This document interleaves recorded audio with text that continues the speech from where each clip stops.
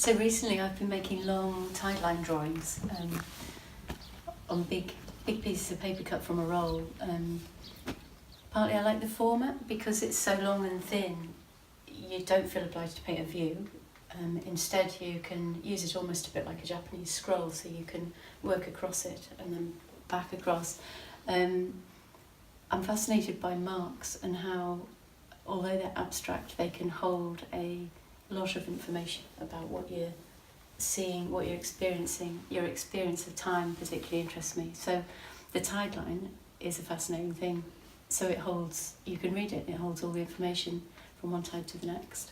And if you get in really close, you can see all the minute drama that's gone on, you know, with all the creatures that have come a cropper, or the weird bits of plastic that have floated in, or the strange broken bits, and a dead dogfish the other day. You know, just weird stuff, and then the next day, like a plastic fish cake tray, that sort of thing. So I'm making a little collection of tide line finds.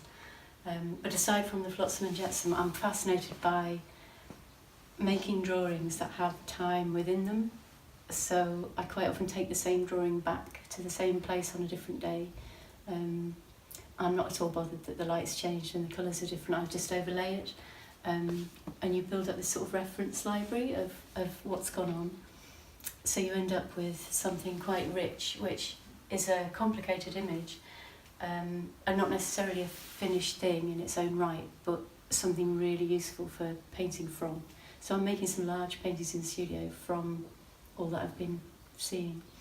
I'm also quite fascinated by the concept that on the one hand you've got a kind of human timescale, on the other you've got these tiny little creatures like the mud shrimps and things that are, sometimes they leave their marks in the sand, so it's like a calligraphy on the sand. And then on the other scale of things you've got the land actually forming in front of your eyes, really. So those tufty kind of islands that they look like on the beach are actually new bits of salt marsh forming with every flood tide. I find that fascinating, that's mind-blowing to me. And when you look closely, there's layers of sediment and you can see how they're built. And it's like this, it's gone on forever, this kind of shifting space that's the estuary is just mind-blowing. So you can see the channels change and the channels silt up and move. And then on the other hand, you can see these bits of salt marsh literally rising. And that's massively important. These are huge carbon sinks, the salt marshes. So, you know, these are important to our lives. And actually it's time we took notice of our tide lines, in fact. So I think it's very relevant to be doing this type of work right now. I'll see where it leads me.